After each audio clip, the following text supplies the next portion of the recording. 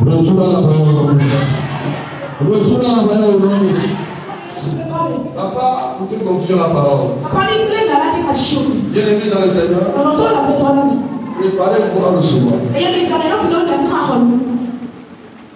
Dieu raconte son peuple pour le délivrer. Dans peu de temps, tu vas t'asseoir.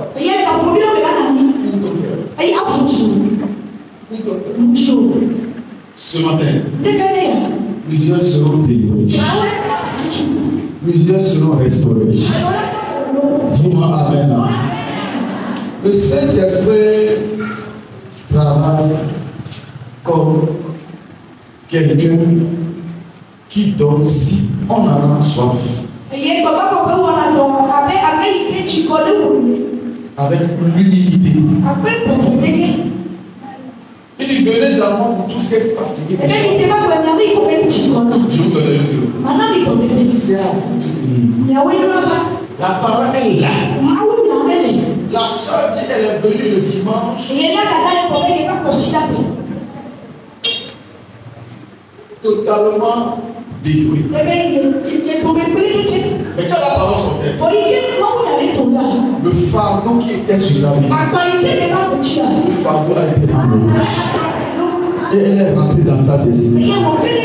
Ce matin, quelqu'un aura aussi sa part. Quelqu'un aussi sa part. Seigneur, la parole entre tes mains. Permets que cette parole transforme ta vie.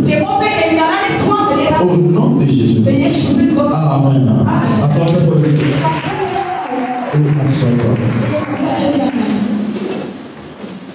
le thème du message: gagner les batailles invisibles. Gagner les batailles invisibles.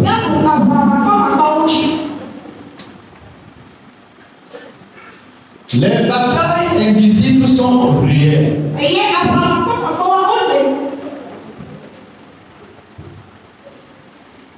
Mais tout comme à chaque maladie, il y a une solution. Chaque problème, il y a également sa solution. Les batailles sont réelles.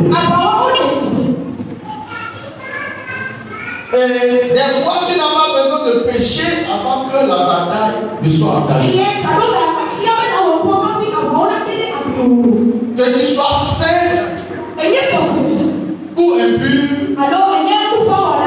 la bataille est là. Alléluia. La première bataille, nous allons le voir dans Psaume 91, le verset 5 à 6. La Bible déclare: tu ne craindras ni les terreurs de la nuit, ni la flèche qui vole le jour,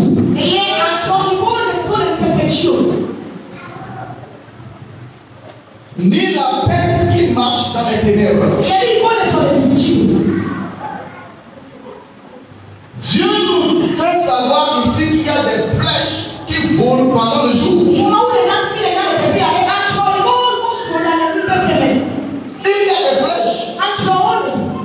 Vous n'allez pas les voir, mais elles existent. Lorsqu'on envoie la flèche contre quelqu'un, la personne fait crise cardiaque. Lorsqu'on envoie la flèche contre quelqu'un, la personne fait accident. Lorsqu'on envoie la flèche contre quelqu'un, la personne est malade. Lorsqu'on envoie la flèche contre quelqu'un, le mari qui avait dit à la femme je t'aime va gifler sa femme. En résumé, lorsque on te lance cette flèche,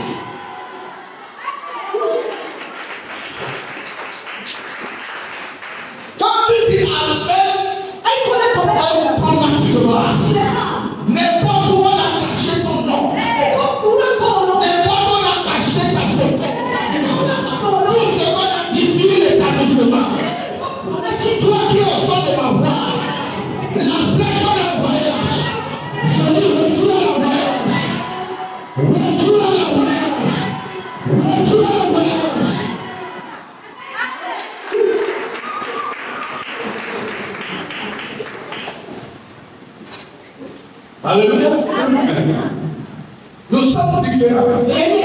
Si la notre prochaine, nous sommes différents. Dieu dit tu ne craindras aucun malheur. Ça veut dire que le malheur viendra. Mais toi, tu ne craindras pas. Écoutez-moi bien.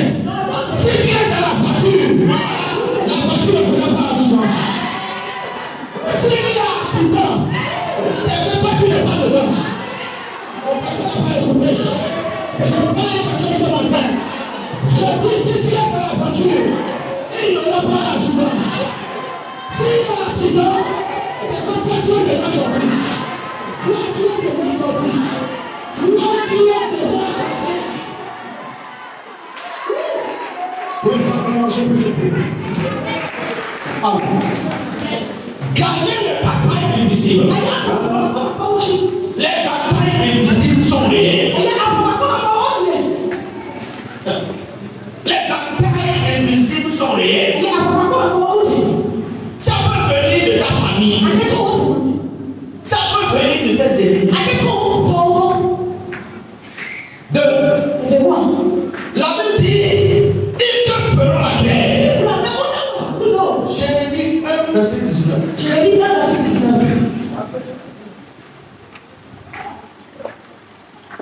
Si tu es déjà mort, ce message de deux côtés. Mais si tu es vivant, si tu restes, Jérémie 1, verset 19, il te fera la guerre. Si tu es pasteur, il te fera la guerre. Si tu es pécheur, il te fera la guerre.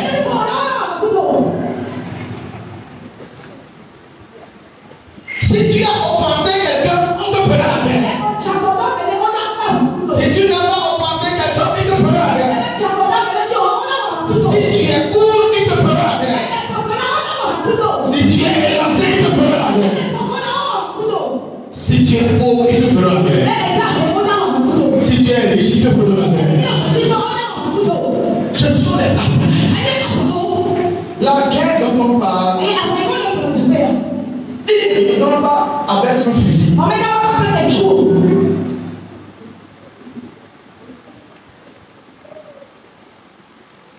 Il doit amener ton nom dans la bouche. Il doit prendre la bouche pour détruire ton entreprise. Mais chaque maladie a son vaccin. Chaque problème a sa solution. Dieu nous dit dans ce verset, ils te combattront, mais ils ne pourront rien faire. Car je suis avec toi pour te délivrer. Je suis avec toi pour te délivrer. Toute personne qui est ici, dans ce quartier, on s'est levé contre toi. Dans ton entreprise, on s'est levé contre toi. Dans ta famille, tu es délivré. Je dis, mon Dieu, tu es délivré. Je parle à quelqu'un ce matin. Ils se sont levés contre toi.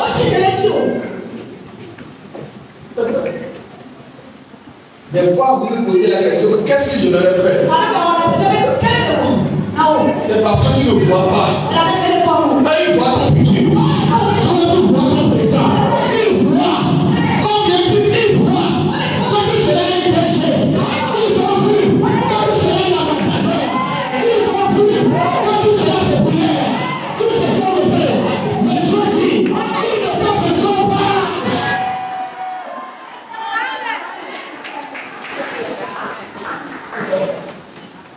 Dieu, tu dis, il ne te fait pas. Parce que je suis avec toi. Alors, rapidement, quand nous parlons des armes, il y a une arme particulière que les ennemis utilisent. Quand ton cœur est sûrement très bien,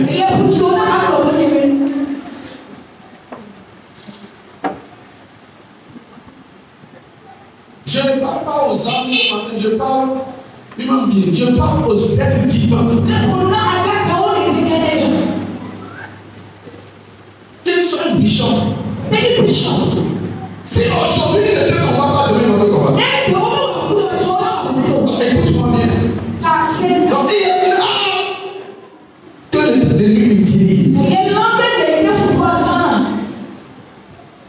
Là, ça s'appelle l'autel. L'autel. Nous sommes rentrés dans la parole de Dieu. Nombre 22.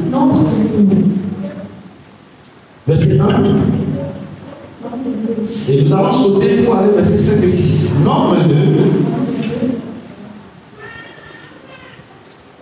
Les Israélites partirent et campèrent dans les plaines du roi de l'autre côté du Jourdain vis-à-vis de Jéricho.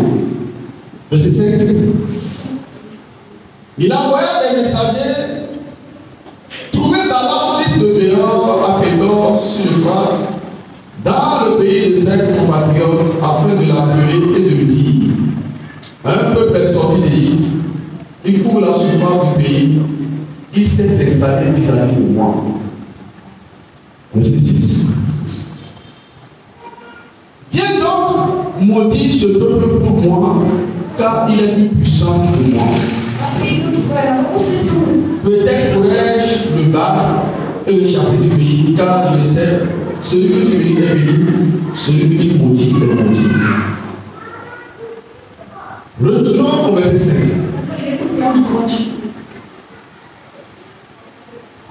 Il envoya des messagers pour Balaam, fils de Béor, à Pédor sur l'Euphrate. Un peuple est d'Égypte, il couvre la surface du pays et il s'est installé vis-à-vis de moi. Verset 10. Viens donc maudire ce peuple pour moi, car il est plus puissant que moi. Viens maudire ce peuple pour moi, car il est plus puissant que moi.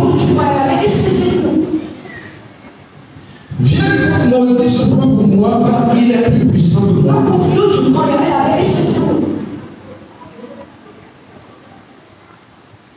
Qui sont ceux qui m'écoutent ce soir?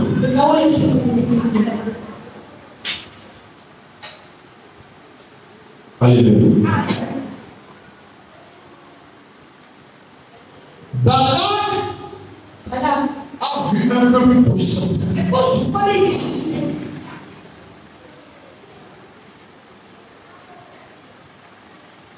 Et il cherche comment faire pour détruire ce peuple puissant.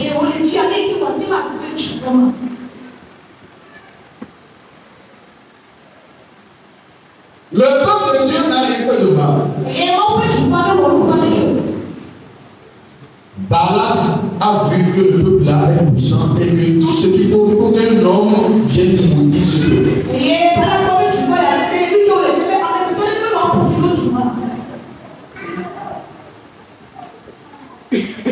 Écoutez-moi bien. C'est dangereux d'être béni. Vous qui cherchez la bénédiction, c'est dangereux d'être béni. Quand vous ne réussissez pas, les gens sont tranquilles. Mais quand vous commencez à monter les égards, quand vous commencez à voir des chantiers, l'ennemi me donne.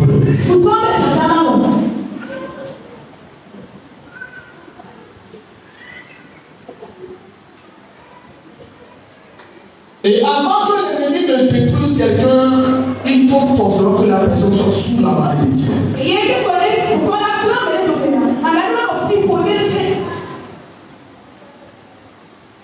Quand on ne dit pas quelqu'un, l'ennemi n'a pas accès à la personne. Donc il est parti voir le sorcier lui pour dire: viens me maudire ce peuple. Je puisse le combattre. Parce que celui que tu maudis est maudit. Alors nous allons voir comment on a maudit le peuple. Le sorcier s'est levé. Allons dans Nombre chapitre 23 verset 1. Nombre chapitre 23 verset 1. Quand le sorcier a parlé, il a dit: Balaam dit à Balaam, bâtis-moi ici 7 autels et prépare-moi ici 7 taureaux et 7 béliers.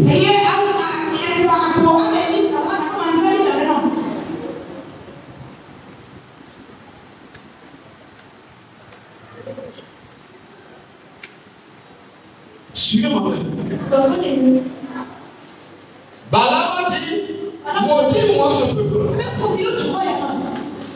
Le sorcier est parti là du monde pour maudire le peuple. Bâtis-moi 7 hôtels.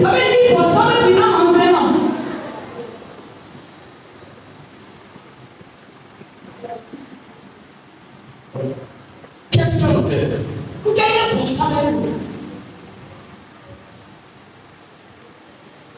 Il y a différents types d'hôtels. Le lieu que tu as préparé dans ta chambre pour prier tous les jours, c'est un hôtel. L'église est un hôtel. Et dans l'église, il y a un lieu qui est préparé spécialement, et c'est ici qu'on appelle hôtel.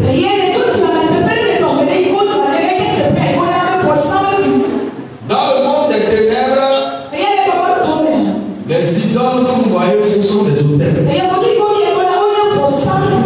Alors l'hôtel c'est quoi? C'est une porte d'entrée pour que les esprits viennent travailler.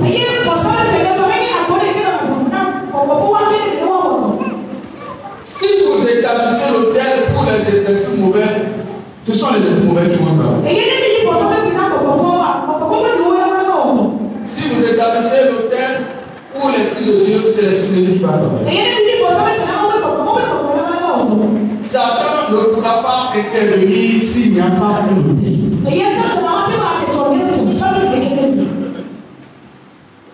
Alors, pour pouvoir maudire le peuple de Dieu, le sorcier Balaam a dit, bâtis-moi 7 hôtels. Pourquoi 7 hôtels?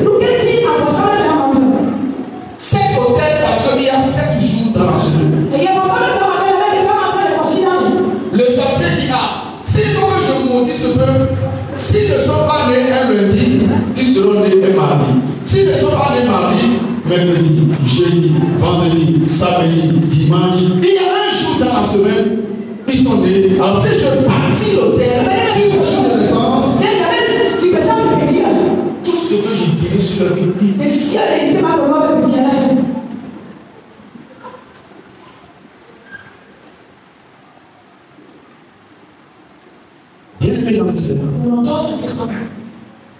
L'élévation de chrétien pousse l'ennemi à le combattre.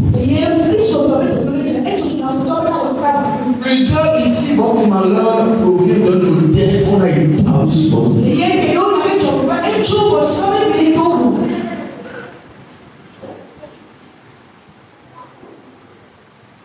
Si vous êtes ici pour rencontrer des difficultés dans la vie, sachez qu'il y a un hôtel qui a été établi.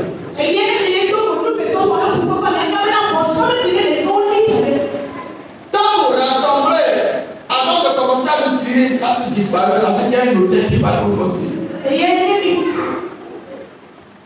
Plusieurs tombent malades, ces maladies ne sont pas vaines, ce sont des hôtels qui ont été établis pour rendre ce peuple malade.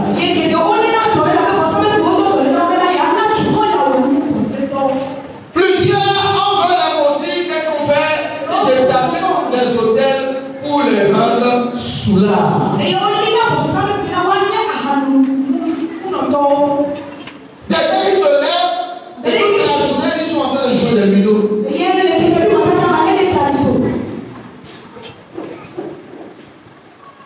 Il est là, il se lève, il n'a aucun plan pour sa vie.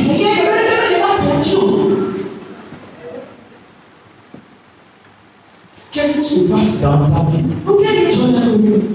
Et il a établi ça sous hôtel. Nos ennemis, quel que soit le montant qu'on leur demande, ils le font parce qu'ils veulent un résultat.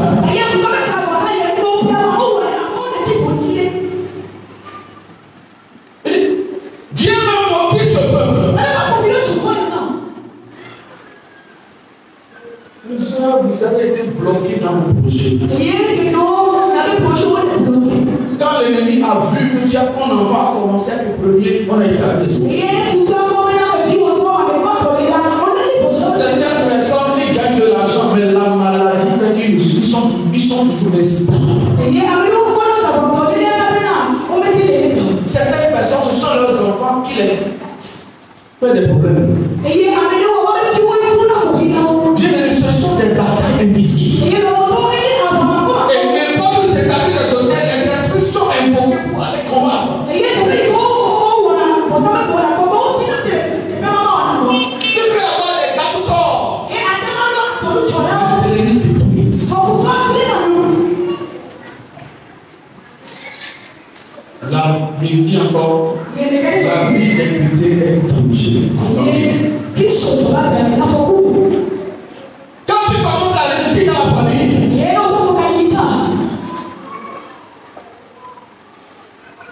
il y a certaines femmes enceintes, on établit les hôtels pour qu'elles n'accouchent pas.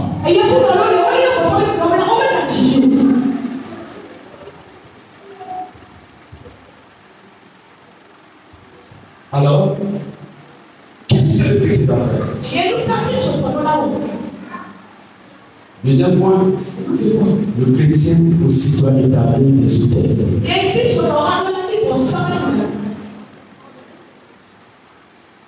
Et avant d'aller dans le développement, quand on parle d'hôtel, ce n'est pas seulement sur le plan négatif, il y a sur le plan négatif également sur le plan positif.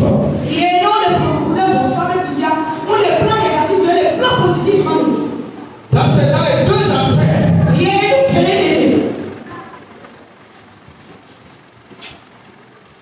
Nous allons voir sur le plan de Dieu ce qui s'est passé. Nous allons voir l'histoire de David. 2 Samuel 24, le verset 25. 2 Samuel 24, le verset 25. Il y a des malheurs, des difficultés, des choses que nous expérimentons. Parce que Dieu s'est levé pour établir des hôtels comme notre vie. 2 Samuel 24, verset 25.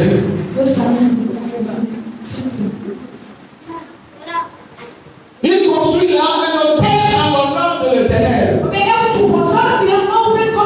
Et il y offrit des sacrifices. Alors l'Éternel se laissa fléchir en faveur du pays et le fléau qui frappait Israël s'arrêta. David aussi. Quand il y a un malheur qui a commencé à frapper sa vie, tous ses enfants commençaient à tomber malades. Quand il va à la guerre, il venait toujours avec des échecs. Il a compris que c'est l'hôtel comme hôtel qui marche. Et il a parti à établir des hôtels. Et regardez, il a établi des hôtels en l'honneur de l'Éternel. Ce n'est pas en l'honneur du titre, en l'honneur de l'Éternel.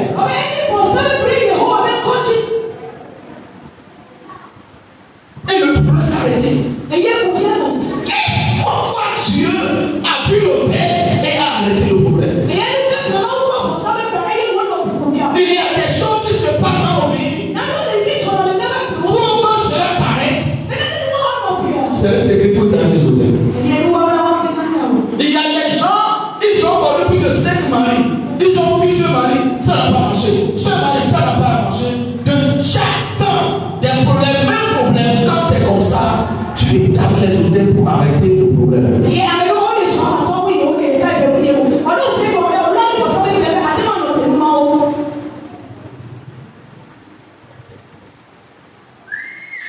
Et nous allons voir là l'hôtel de David a amené. Psaume 89, verset 21. 30 à 34. Psaume 89, 21. Psaume 89.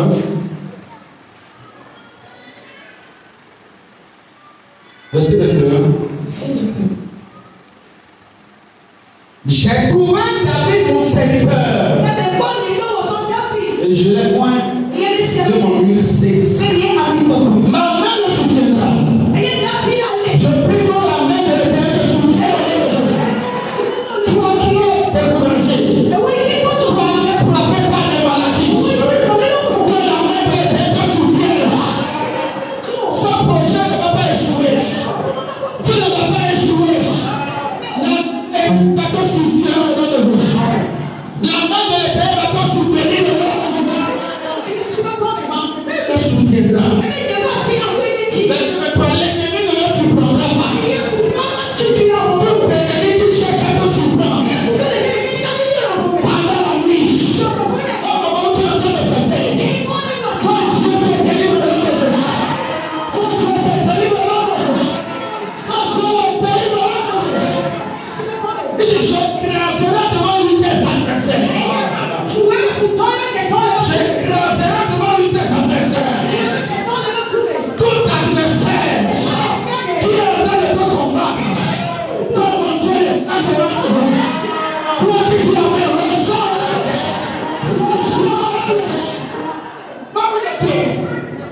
Les choses de Dieu ne sont pas en train de nous amuser.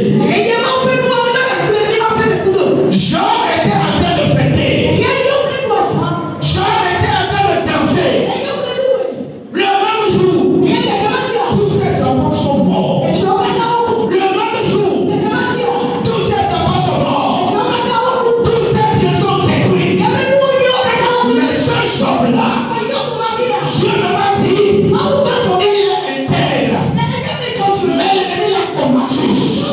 Comme des autres, tu as dit, toute personne qui ne voulait pas combattre, comme mon Dieu est délivre, comme mon Dieu est classe, comme mon Dieu est classe. Dieu m'a dit qu'il y a des gens ici. Il va vous élever. Il va rendre votre nom grâce. C'est pourquoi vous rentrez dans les problèmes sous problème.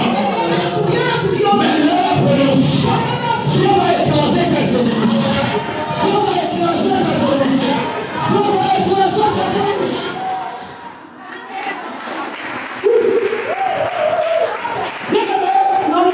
Si ce n'était pas des hôtels, moi que tu vois ici, j'allais mourir.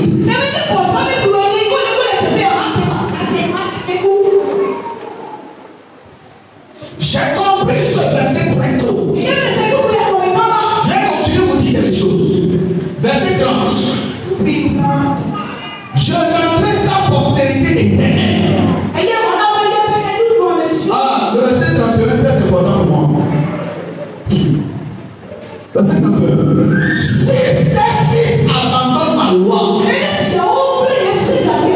pas plus souffrir. Ça va ne va pas souffrir. Bonsoir. Bonsoir.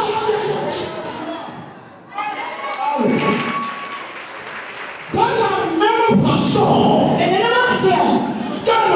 certains de nos parents ont fait de mauvaises choses aujourd'hui. C'est nous qui souffrons. De la même façon, certains de nos parents ont fait des choses et aujourd'hui, on n'arrive pas à nous marier. De la même façon, certains de nos parents sont partis chercher la femme de prix, sont partis chercher bénédiction et toute la famille est devenue pauvre. De la même façon, toi qui es parmi des souffrants, toi qui achètes des micros à Dieu, toi qui payes les hommes de Dieu, toi qui es le véhicule de Dieu, tu peux payer des enfants, payer la payer ta boutique, payer ta vie. Bonsoir, bonsoir.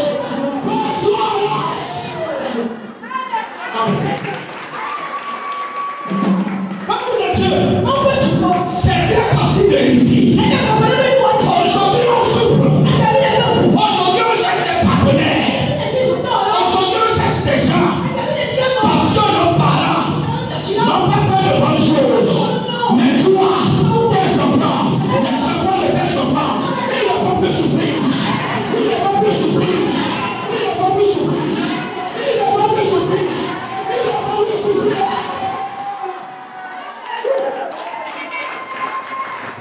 Alléluia. Qu'est-ce que c'est? Dieu a dit, mais je lui le rectifie. Ces enfants peuvent pécher. Ces enfants peuvent pécher. Ces enfants peuvent pécher. Même je ne lui retirerai pas ma beauté. Je ne lui retirerai pas ma faveur. On ne vous encourage pas à pécher. Mais il y a des gens ici. Vous n'allez jamais souffrir dans la bouche. Oh my God.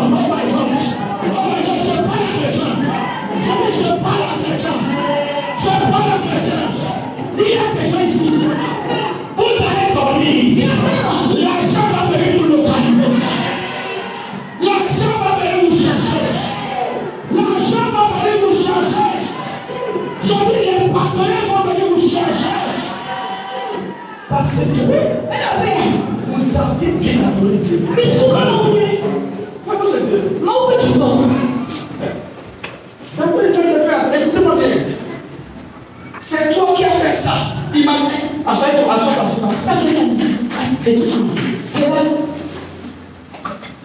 Je bénis mon père physique, je le bénis. Mais il n'est pas riche. On a insulté mon papa, il a pleuré devant moi. Un de mes petits frères avait un problème. Tous les membres de la famille, nous ont abandonnés. Les gens ont ri. Voilà, mon papa voulait mourir. Je vous parle de vérité.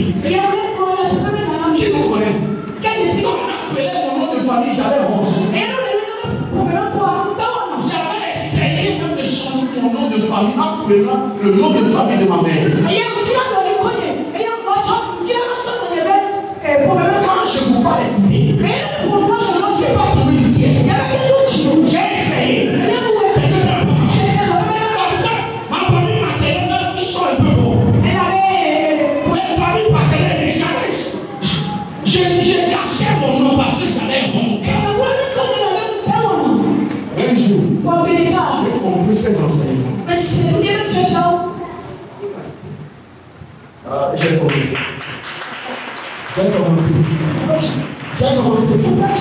J'ai commencé.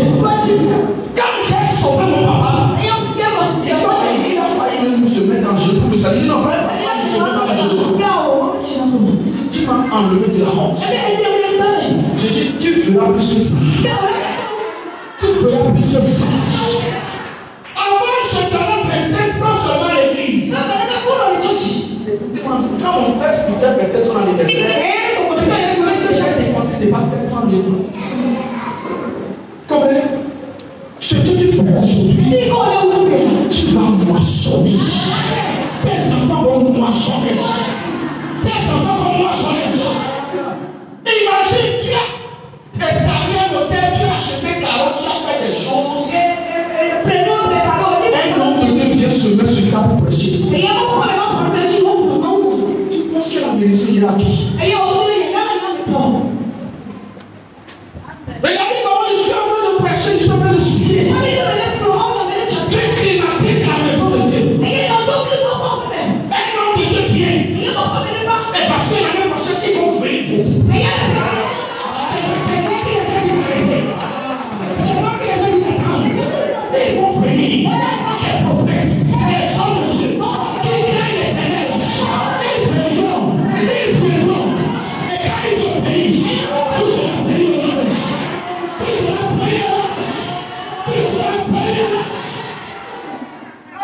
Avec toi, qui va utiliser ton argent pour faire quelque chose. Pour terminer, peuple de Dieu. Il y a des gens qui ne meurent pas facilement. Si tu es ici, on ne te combat pas, tu vaux rien. Tu vaux rien. Si réellement tu veux réussir, tu feras des choses pour toi. Tu feras des choses pour toi. Tous les jours, pour établir des hôtels pour que ta société là ne marche pas. Il y a une fille qui va toujours établir un hôtel pour que tu ne touches jamais de mari. Alors, ce que tu dois faire, quand le pasteur va rentrer dans la prière, c'est que tu dois aimer Dieu. Tu dois t'intéresser aux choses de Dieu. Tout le monde meurt. Mais si tu meurs sans avoir accompli ta destinée, c'est que l'ennemi t'a vaincu. Bâtis des hôtels à Dieu. Fais des choses dans la maison de Dieu. Fais des choses dans la maison de Dieu. Nourris les hommes de Dieu. Fais quelque chose qui va attirer la gloire de Dieu sur ta vie. Dans le verset qu'on a vu, Balaam allait pour maudire Dieu, il a dit de faire. Pourquoi? Parce que le peuple d'Israël aussi fait des hôtels. Si tu réussis sans hôtel, un seul jour, ils vont te couper. Si tu réussis sans faire des hôtels, un seul jour ils vont te couper. Il y a des gens qui ont commencé à réussir, ils vont les envoyer en prison. Il y a des gens qui ont commencé à avoir la promotion, on les a paralysés. Parce que Dieu ne tire pas avantage de ce qu'il leur a donné. Les gens sont partis à les amis sont devenus fous.